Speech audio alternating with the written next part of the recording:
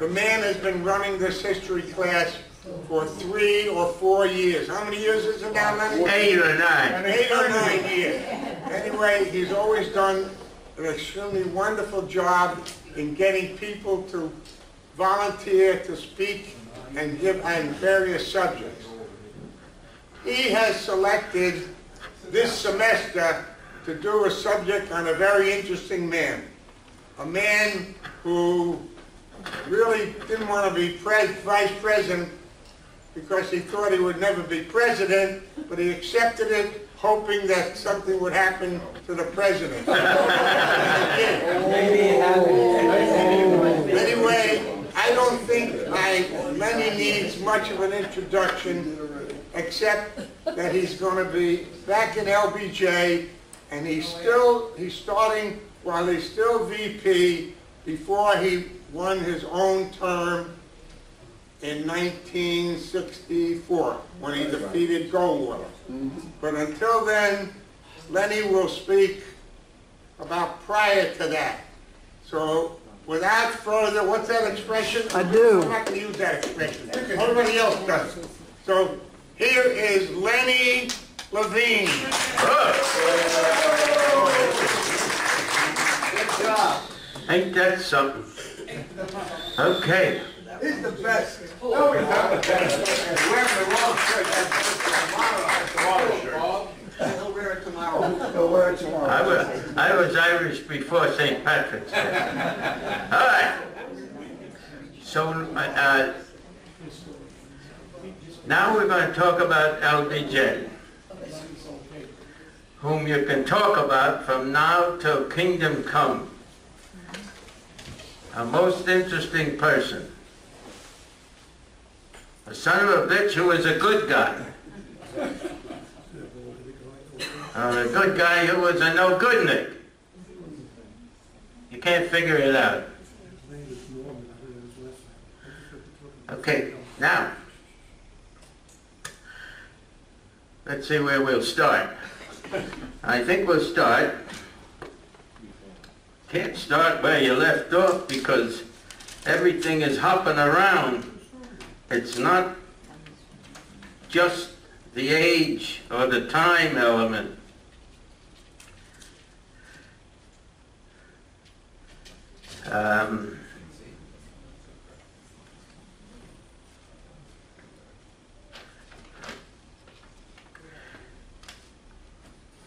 The name of this part of the book is called The Passage of Power.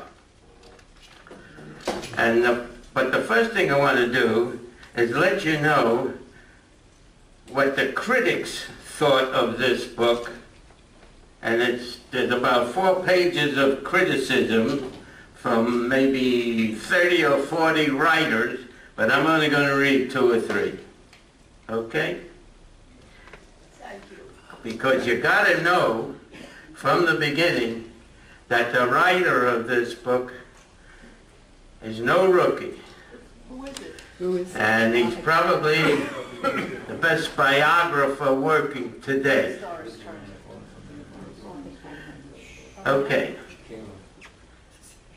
Never heard.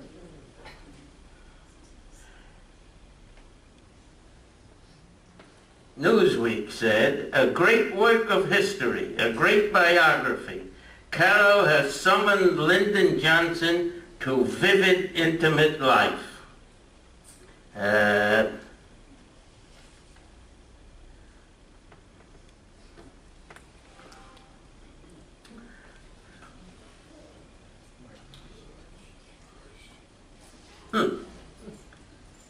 Long live Robert Caro.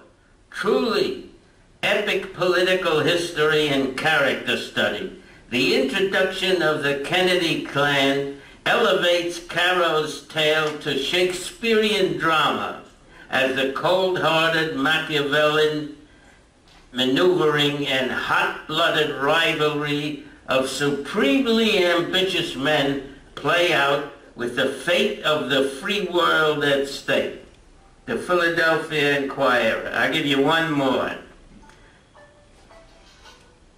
Covers with all the artistry and intrigue of a great novel events that are seared in the nation's memory in an era defined by fragmented media markets, instantaneous communication, gadflies, and chattering suits.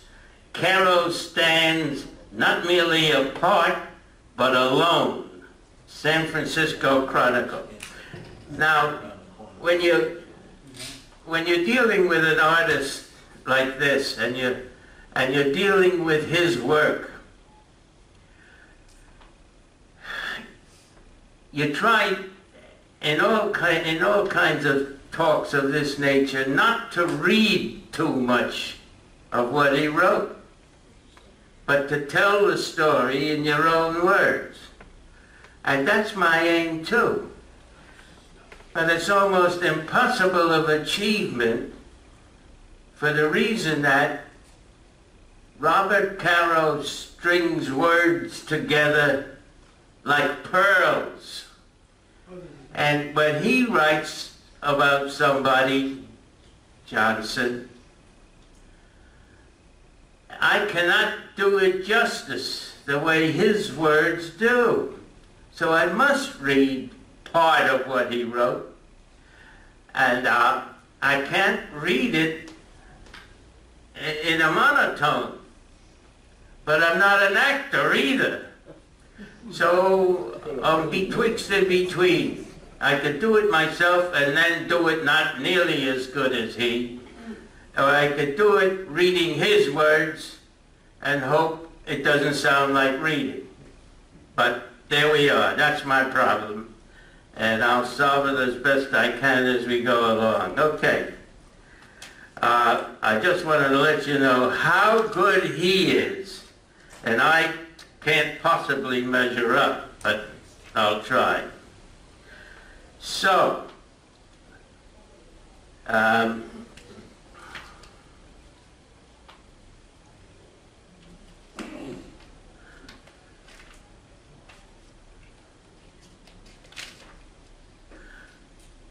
okay. And of course, if the scent of magnolias remain, now the scent of magnolias is what Robert Caro says hangs over Lyndon Johnson wherever he goes, because he's a big, tall, lanky, lumbering Southerner from Texas. No matter how you slice him otherwise, that's what he is.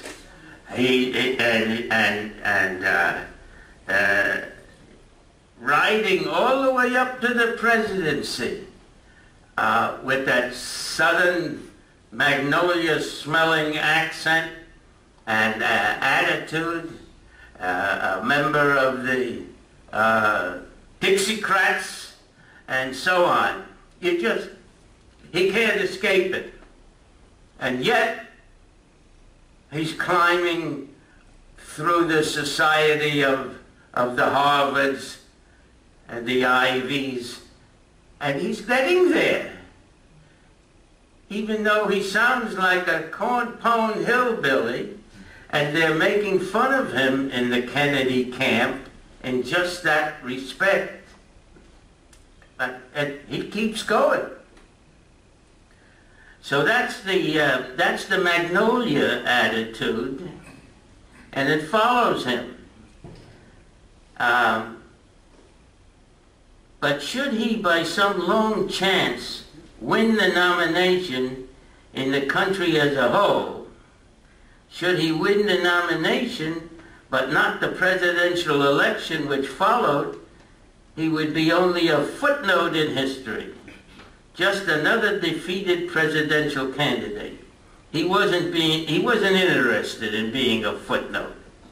He was interested in being LBJ. Okay, let's talk about that for a second. How did LBJ come to be called LBJ? What's his name? Well, LBJ, the publicity agent for LBJ, was LBJ. One day he called the staff together and he told them, I want these 3 letters to be the byword from now on. Just remember, FDR, JFK, LBJ. They go together. FDR, JFK, LBJ. I belong there. And that's what I want you to refer to me as from now on. When you talk about me, you can use LBJ the same way people use FDR and JFK. You got it? Yes. From now on, in every campaign, I'm LBJ. Get it through your head. LBJ. Now, that is supremely braggadocio. But it worked. He got to be LBJ. And he did it by himself. He's his own press agent. And was it possible for him to win a national presidential election with the scent of magnolias still on him? Was it possible for any Southerner to win? The last Southerner to be elected to the presidency, Zachary Taylor, had been elected in 1848, more than a century before. Would it be possible for a Southerner to be elected now? A Southern candidate would have the 11 Southern states behind him, of course. But the states of the Northeast and California and Republican Midwest so solidly against him, it was difficult to see how Lyndon Johnson did not see how. I don't think anybody from the South will be nominated in my lifetime. If so, I don't think he'll be elected. He said flatly to one journalist, as long as he was Senate leader, held responsible by civil rights militants and segregationist militants, by Northerners and Southerners, and by the media for the fate of civil rights in that institution, he would not be able to escape being viewed as a sectional candidate from the wrong section.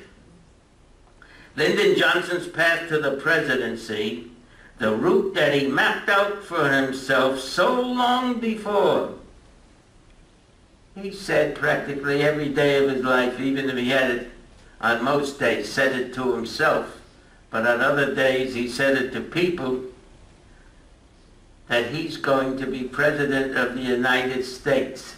And he started saying it when he was 11 years old. And he said that because his father was a state senator in Texas. And his father was a very good legislator for his constituents who were low on the economic register, even in Johnson City, which was a hard-scrabble little town. Everybody had a little small piece of land, and what they farmed on it, they used in the kitchen. And if they had anything left over, they made a few bucks. But it was a tough life. There were very few rich people in Johnson City. There were very few upper middle class people in Johnson City.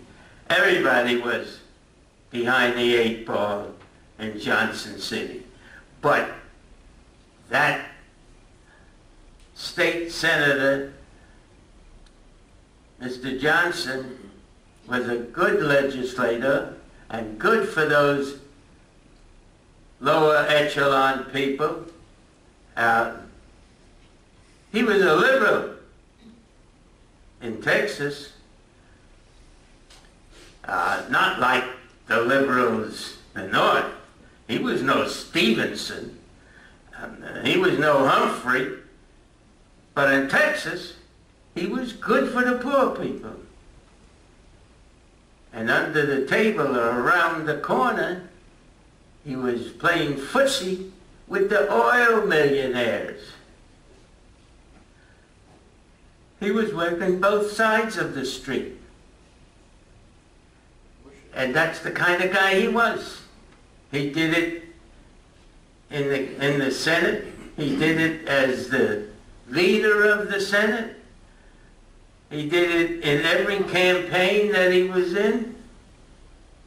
And now he was going to be in the campaign, in the convention,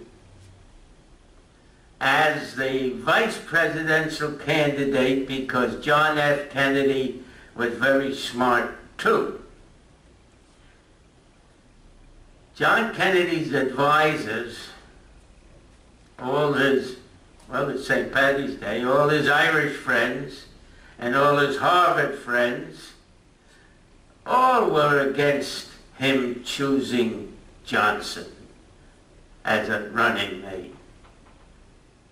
They all wanted one of those Ivy League liberals,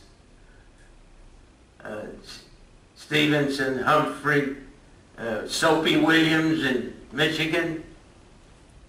There were 5 or 6 people on the Democratic side who were on the left wing of the Democratic Party. They were Labor voters and they were liberals, and they wanted John Kennedy to pick one of those guys as his running mate. Unanimously, they wanted that. And Robert Kennedy wanted that so bad that he does not pick Johnson, that those two had the biggest feud you can imagine. They hated each other's guts. So all these people trying to advise John Kennedy to ignore Johnson. He had just beaten Johnson for the nomination for the presidency.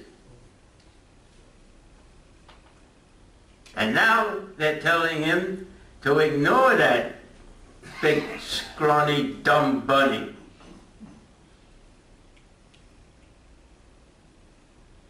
And Johnson and JFK said, "That's my running mate you're talking about." He chose him anyway because he knew that nobody's going to be elected president without the Deep South coming back to the Democrats. The last election, all these Democrats, many of them, were in an organization called Democrats for Eisenhower. Eisenhower was so good and so much glorified by the American public, and especially in Texas where he spent a lot of years in the Army, that he won the Democrats who never voted for a Republican in their life. He won them. 7 of the 11 states, I think I have these numbers right, 7 of the 11 southern states who previously voted ever since Lincoln in the Democratic column, when Eisenhower ran, they voted for Eisenhower.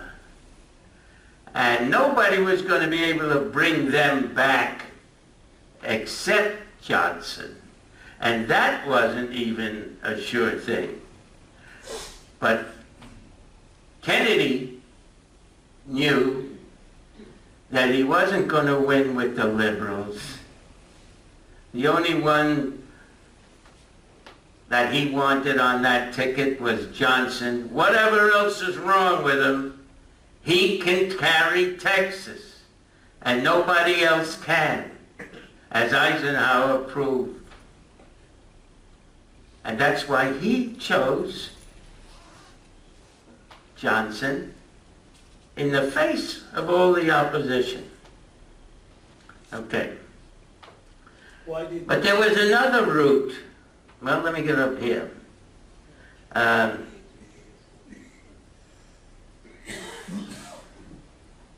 fate of civil rights in that institution, he would not be there to escape being viewed as a sectional candidate from the wrong section. Lyndon Johnson's path to the presidency, the route he mapped out for himself so long before, had always been narrow, twisting, and he had navigated so many treacherous turns, had come much farther along that path than might have been thought possible, but he could go no further.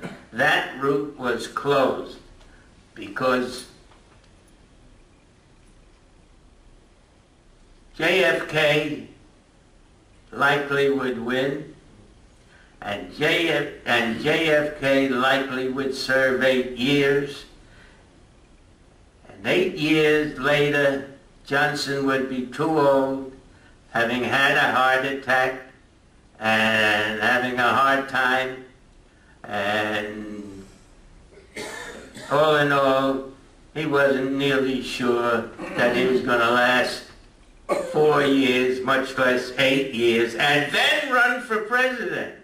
That path wasn't going to happen. And the other path,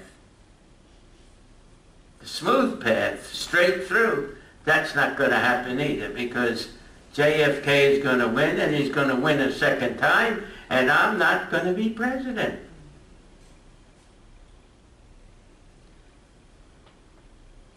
And that's why he didn't want to be vice president.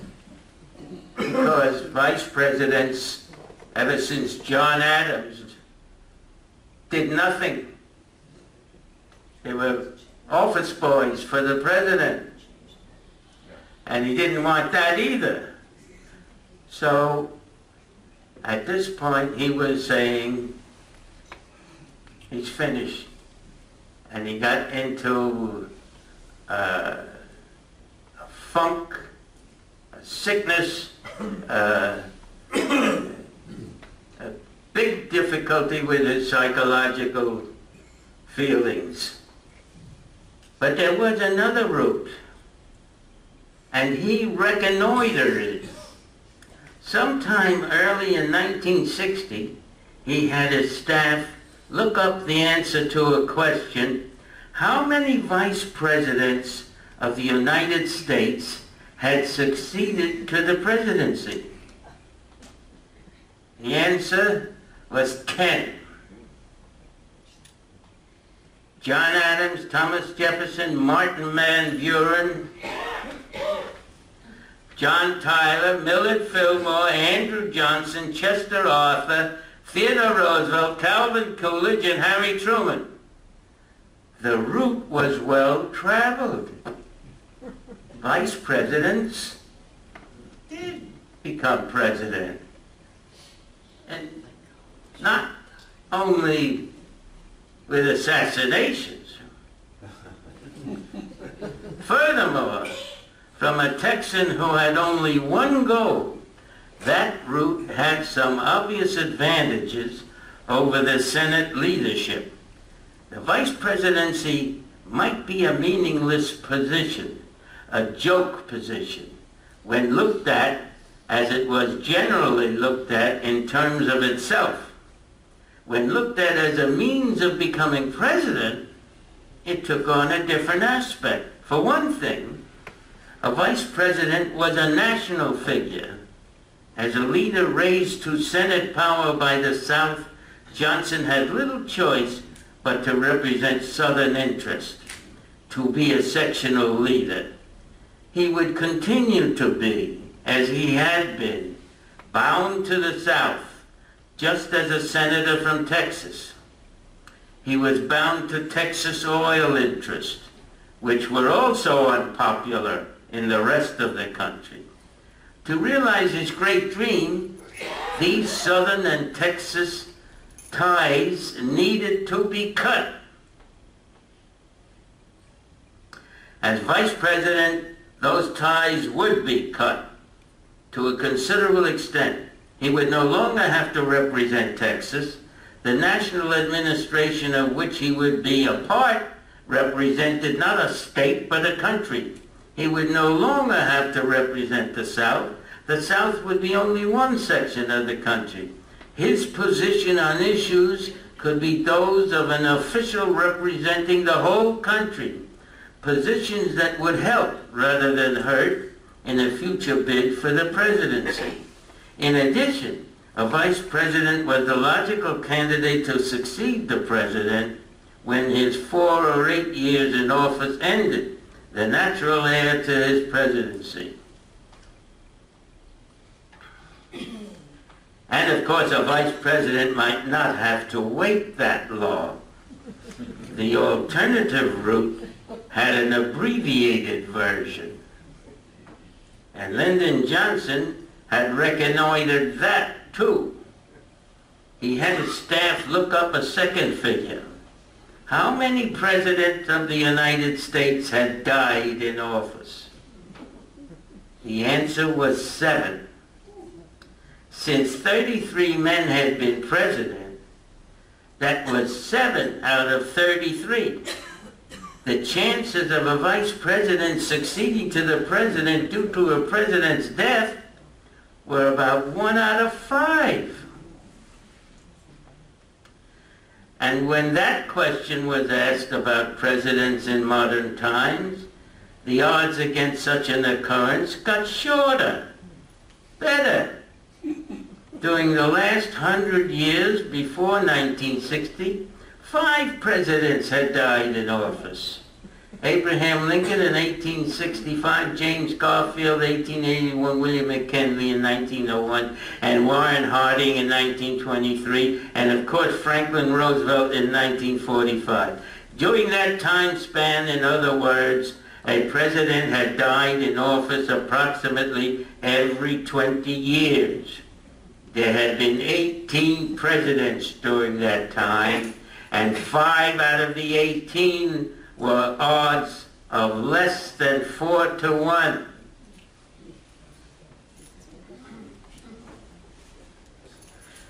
Furthermore, those odds seemed even shorter, much shorter, when compared with the odds of a Senate majority leader, or indeed any senator being elected president. If John F. Kennedy made it to the White House straight from the Senate, he would be accomplishing something that only a single senator, Harding, had accomplished before him. And the odds were perhaps even more favorable when compared with the chances of Lyndon Johnson, the Southerner. So you see, he knew things that nobody dreamed of. Well, he was dreaming of things that nobody thought of. That too. Now, but he was dreaming these things and showing himself the possibilities, not wishing it, or wishing it but knowing that's not going to make it so, just playing the odds. Being elected in 1964 and 1968 with the civil rights issue still burning in America, Johnson was to reiterate, even during his retirement, I don't want to read that. Okay. Okay. And of course, if the odds paid off, it might not requiring waiting 8 years for them to do so. Not assassination, but Addison's disease, which JFK had in spades. The possibility that fate might intervene was vivid in the minds of anyone who had been in Washington on April 12, 1945, and especially vivid to members of Sam Rayburn's basement Board of Education in the Capitol, where he held classes, in the Capitol where Harry Truman had often sat having a late afternoon drink, and where he had been having a drink when that day the summons had come from the White House that had been Franklin Roosevelt's. The White House had been Franklin Roosevelt's. Lyndon Johnson hadn't been in that room when the summons came, but he arrived there a few minutes later.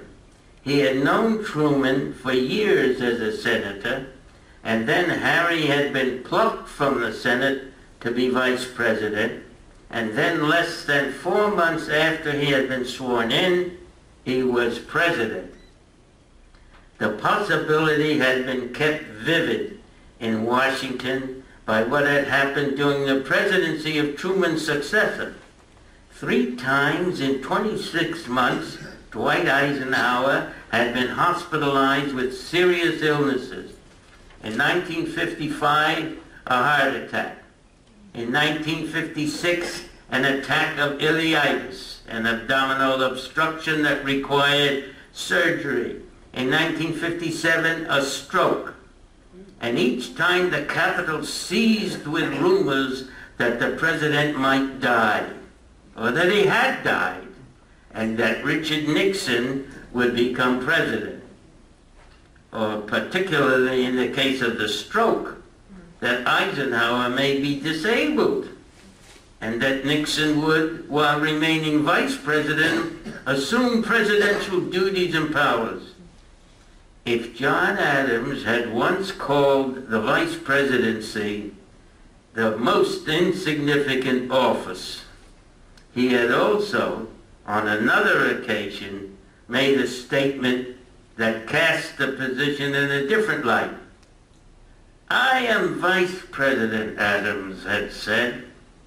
"In this I am nothing, but I may be everything." All his life, Lyndon Johnson had aimed for a single goal. The path he had originally chosen, he now realized, might be closed to him by the magnolia taint. But there might be another path, as long as he had felt he had a good chance to win the presidential nomination, as he had felt until the West Virginia primary. This alternative route had remained only a dim possibility, and consideration of it had stayed on a back burner. It was winning the nomination that he was focused on. But West Virginia had wakened him to reality. The primary had been held on May 10th. Thereafter, even while he was continuing to try to obtain the presidential nomination by deadlocking the convention, he was careful not to close the door to the alternative route. While before the primary he had been so definitive about never accepting the vice presidential nomination, angrily dismissing reporters' questions on the subject, when shortly after West Virginia the question came up in a press conference, he was suddenly not so definitive. That's a very iffy question. That's FDR's word, iffy. That's a very iffy question, he said. And then he added, "When and if my country wants me to serve her, I will give it every consideration." So now he would consider being a vice presidential candidate. Private as well as public signals were soon being sent out, ending a conversation with Ted Sorensen, that was one of Kennedy's boys, in June. Bobby Baker, that was one of Johnson's boys, suddenly said, "Maybe the ticket will turn out to be Kennedy and Johnson." I think that would be wonderful. But I doubt very much that the second man on the ticket would agree to it, Sorensen said. Don't be too sure, Bobby Baker said, and walked away. And with men whose, you might remember that name, Bobby Baker, because a little later on, it becomes very important. He was LBJ's protege, but not for long. Don't be too sure, Bobby Baker said, and he walked away. And with men whose voices would carry weight in discussions about the vice presidency, Johnson made very sure indeed that the door was not closed. And even if keeping it open required him on one occasion to do what he almost never did, disagree to his face with Sam Rayburn. Now he had been Sam Rayburn's protege. The disagreement occurring in late June while he and Rayburn were meeting with Governor Lawrence and a powerful Democratic fundraiser. Governor Lawrence was a Democratic governor of Pennsylvania, and a Democratic fundraiser and Kennedy supporter, contractor Matt McCloskey. To McCloskey's suggestion that it would make a great team if you would take the second spot, Rayburn exploded. We didn't come down here to talk about the second spot. We came here to talk about the first spot. But Johnson said, now wait a minute, Sam. I don't want these boys to go out of here and not know where I stand. First of all, I'm a Democrat, and I'm going to do anything my party wants me to do. So firm was that statement that Lawrence would mention it to Kennedy at the convention, saying that because of it, Lawrence guaranteed that Johnson would take the job if it was offered. Reiterating, okay, that's enough of that.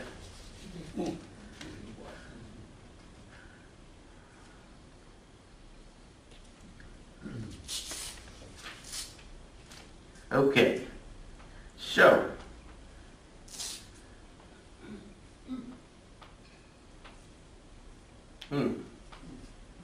okay.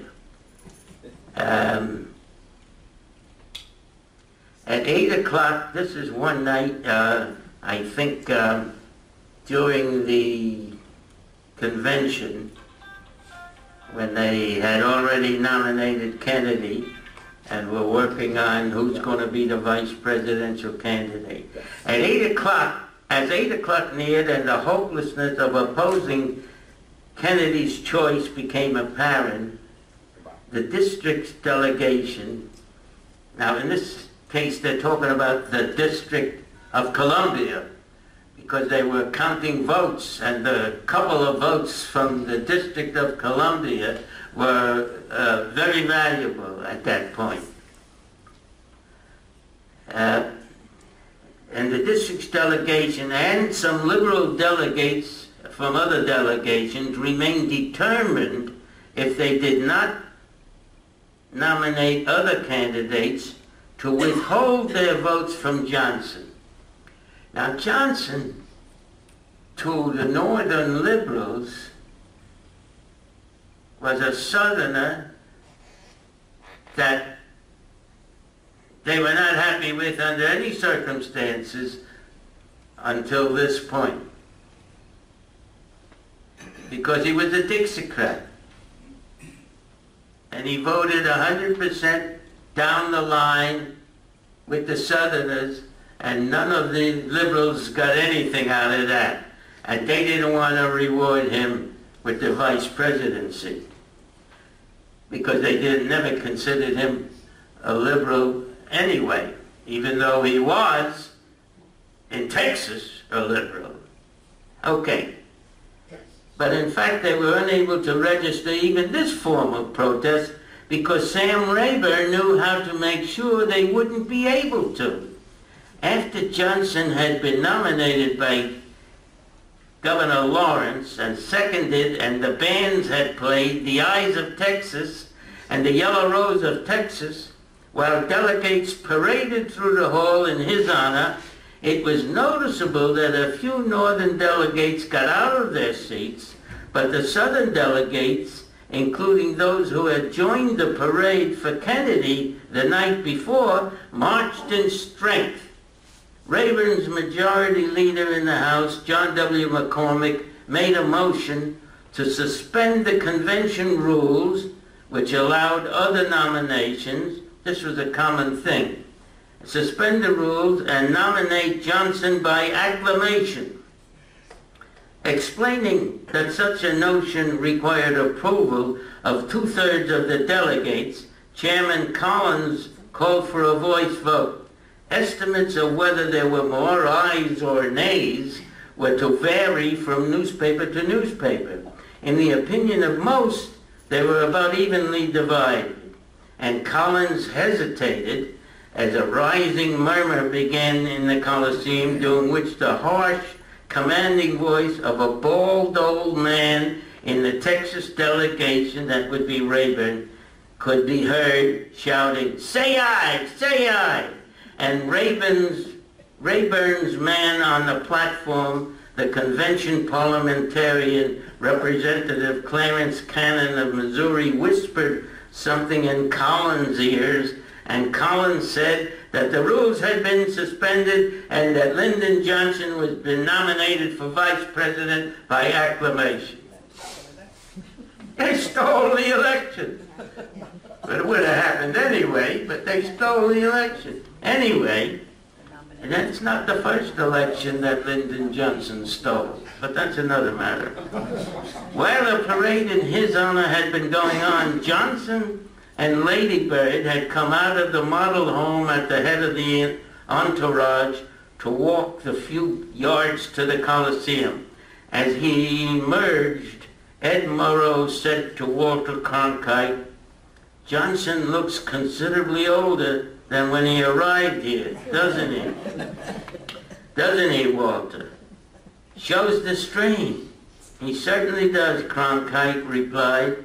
"He looks exceedingly tired, and I would say somewhat downcast." But while he waited behind the podium, bands played his song.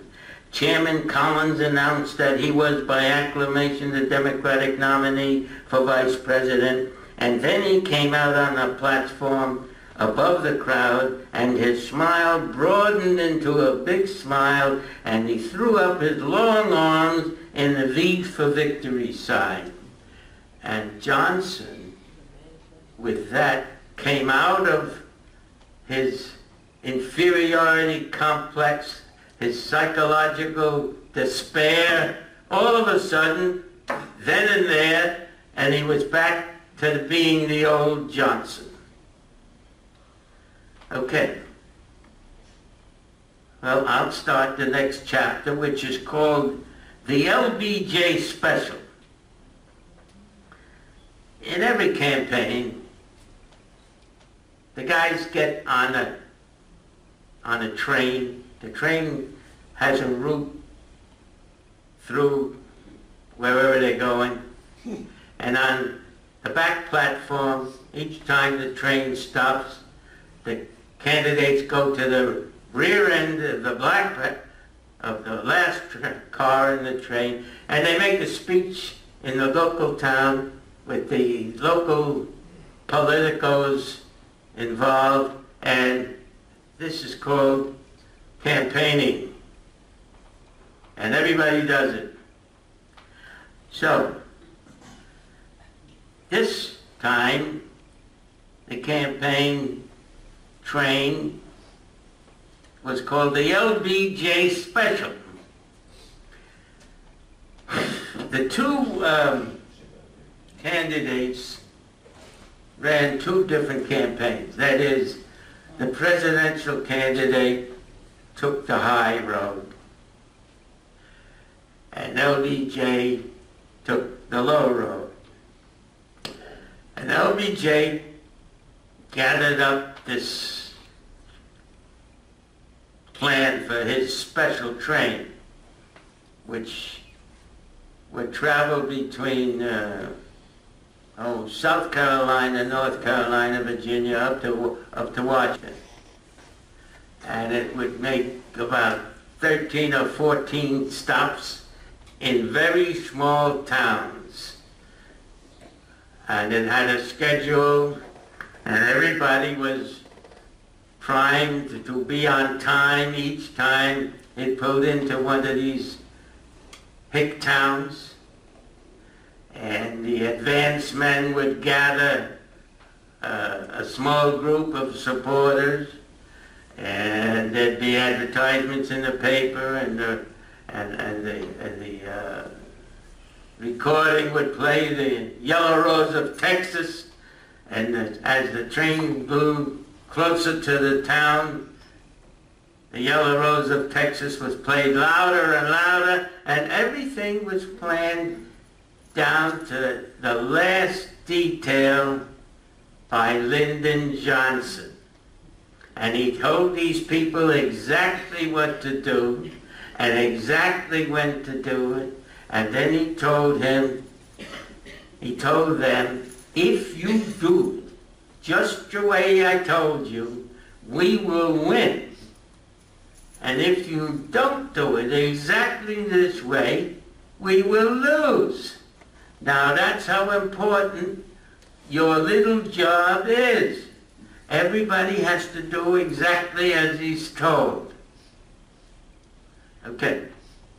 During the campaign that followed the convention, the campaign between the Kennedy-Johnson ticket and the Republican fate of Richard Nixon and Henry Cabot Lodge, that's who was running against them, it was important to Jack Kennedy's chances that there be harmony. So everybody played like there was harmony, but there was no harmony. There was the Kennedy group making fun of Corn Pone Johnson, big, long, tall, noisy Texan that they laughed at. And he had an inferiority complex about his education, although he was a college graduate, but of a dinky little, I went over this once before, a dinky little teacher's college, and here he was thrust in with all the Yaleys and Harvards, and he knew he didn't belong there. He didn't understand half of what they were saying, half because of his accent, their accent, and his accent, and then he just didn't have the vocabulary to stay with them. So he had this inferiority complex, but he was very smart. He played it the opposite way. Anyway,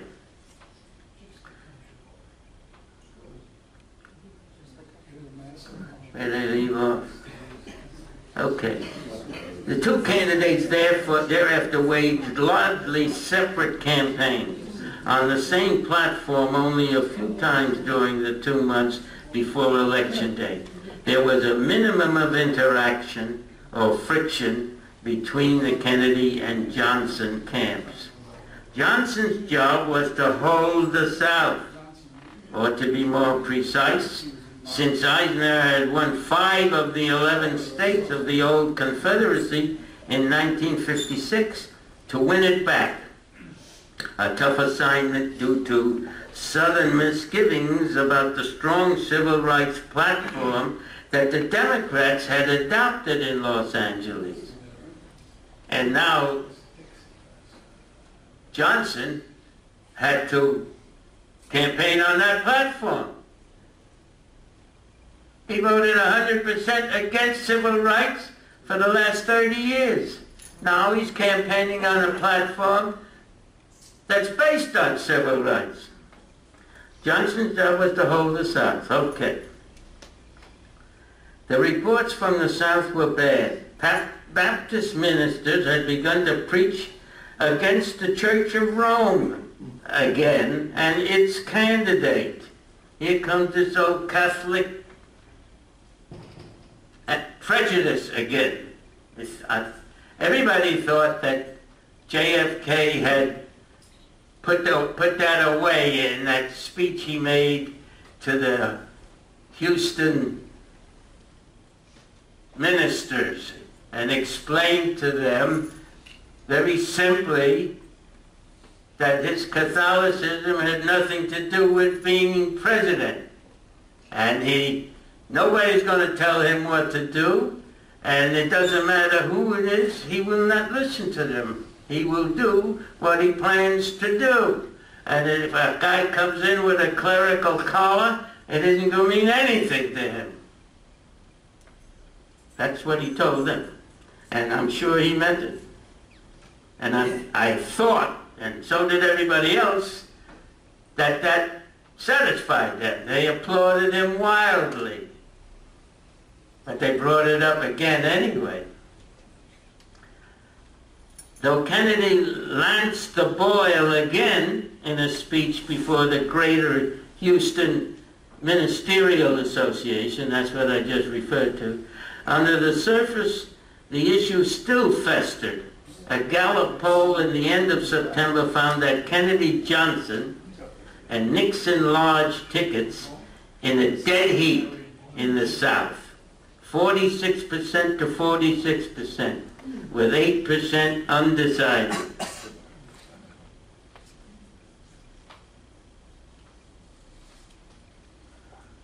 Johnson's campaign in the South included some very tough behind-the-scenes arguments to the most influential Southern Democrats, such as, oh my goodness, it's 5 minutes to 11. All right, let me stop here and ask you, oh no, before I do that, I must tell you that these pictures are extraordinary, and you will understand a lot more of what we were talking about if you will just stop by and look at them. They are really extraordinary pictures. Here's a picture of Johnson and Kennedy at the same table, and I'm reading their faces. Johnson says, now let's do it this way. I think JFK has been saying, that's my corn-pone running mate on my right. And Johnson has been saying, I can't understand all those Boston accents. Now look at them. I swear that's what they're saying. Look at them. There's Johnson with his family, all the birds, and the big bird. Very important. And look at this. This one we saw before. It's Johnson talking to all the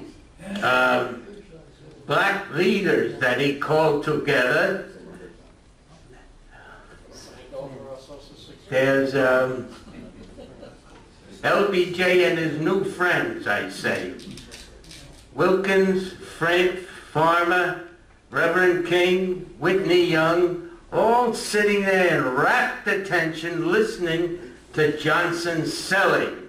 Look at those people. They're riveted on him. And he's got his hands moving all the time. He's selling. Same old story. Here's that campaign off the train that we're going to talk about when we get back to this in about 4 or 5 weeks. Here is Robert Kennedy and Johnson, the worst enemies, and Robert Kennedy is whispering to Johnson, and I swear Johnson is saying, what is this sneaky little bastard cooking up now? And here's Johnson listening to JFK with Robert Kennedy right behind him, and look at that expression. That expression, I swear, is saying, I smell a rat over my right shoulder. Look at that. Take a look at this when you get a chance. It's really explanatory. And I will take any questions anybody has. Anybody want to talk? Okay, go. I'll ask you a question. I know the answer to it. When was the last time a man ran for vice president who lost? He never was vice president and lost the election. How many vice presidents have we had, such as Sarah Palin running and Quayle running? How many people like that have ever won an election? There's 10 that won, but they were. Yeah. Do you know the answer? Yes, I do. Tell me. 0. Interesting. So if you lose an election for the first time you run, you're never going to make it. Okay. Yes. When was that meeting Nixon was with vice the president. black? When was the meeting with the black leaders in Johnson? Yeah, well, it was, it would have to be, let's see if it has it. Yeah, that was probably he was president. He was president. June, January 18th, 1964. Yeah, he was president. Yes, he was president at that time, yeah. Civil rights. I'll be right back, Howard. Anybody else? Howard. Oh, I'll come to you, dear. Howard. I just wanted to alert you that all the women in his family, their initials Birds. are LBJ. Yeah. So any place they went, they registered as LBJ. Uh-huh. And this was, That's right. Yes, that's true. Okay. So Lyndon Johnson was a great president, obviously. He passed the Civil Rights Act of 64 and 65, and then passed Medicare. Yeah. Oh, yes. But wasn't he a little bit desperate to become the vice president under Kennedy? Kennedy was like 42. He had young children. I mean, the Addison's disease is something people died with, not of. So it wasn't really. And when Lyndon Johnson got into as vice president and Kennedy was president, he was asked to sit in the corner. Oh, yes. That was, So, yeah. Well, it sort of was Kennedy wanted Johnson on the ticket because he figured Johnson could get Texas back. right. But he was just as much making fun of Kennedy as all his friends were. And Kennedy did push him aside. One day some question came up and Kennedy said, I want to hear from the vice president, but the vice president was angry about being pushed aside and he had been purposely quiet. First of all, he wasn't even getting invitations to the meetings that he should have been. But when he finally got one, because the president wanted to hear what he had to say on that subject, and he sat there quietly. He didn't even answer questions. He didn't ask and he didn't answer because he was doing the same thing back to them. And then Kennedy realized, I better not treat this guy that way because he's really a hell of a lot smarter than he seems to be. But for a year or so, they were so mad at each other, even though they were on the same ticket, that it was unbearable until when Johnson figured out, as we spoke about a while ago, that the odds weren't so bad and he'll take being vice president. Until that point, it was he was sick, and the funk that he was in kept him quiet. It was a whole different man. And at that point, he snapped out of it, and he's been mouthing off ever since. Kennedy used to keep him out of Yeah, what's that? Who's talking? Yeah, John. Kennedy used to keep him out of Washington. He kept him in Vietnam a long time. Oh, well, that comes later, yes. But it wasn't that Kennedy wanted to get into Vietnam. He didn't want to get involved with Vietnam, especially right after Cuba. And that was going on. Yeah. You know, when I was a kid growing up, sitting in the woods with my friends smoking cigarettes and drinking beer, We thought we were gonna go to Cuba. You were doing that last week, for Christ's sake. We thought we were gonna go to Cuba to kick Cuba's ass. Next thing I know, I'm being drafted to go to Vietnam. Where the hell is Vietnam, I said. And why the hell are we going there to fight a war? That was a good question at the time, wasn't it? Yeah, because it was... Well, I'm glad you got back anyway, John. Okay, so now we will knock it off, and we'll do this again, I don't know, 4 or 5 weeks from now. Thank you, Irene.